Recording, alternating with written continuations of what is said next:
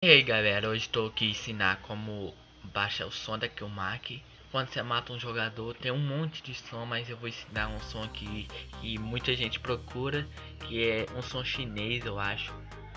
Eu vou deixar o link na descrição e rapidão pra baixar.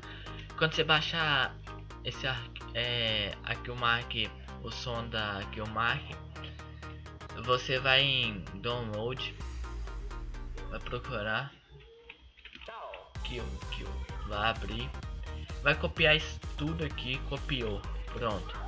Você vai em computador,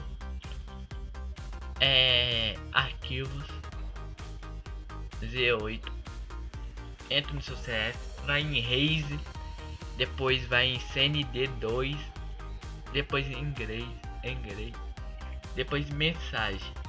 Aí você vai só dar o Ctrl V que que você copiou lá atrás e dar o continuar, e seu som já mudou, e eu vou mostrar como o som ficou e já volto.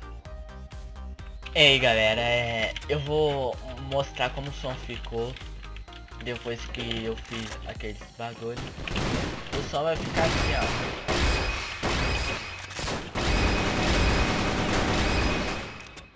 Por mim, cara, esse som é muito usado como profissional e eu gosto muito, cara. Tipo, bastante pessoas gostam também.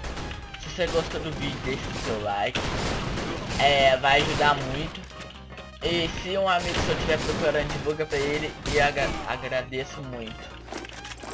E tamo junto, até o próximo vídeo e fui.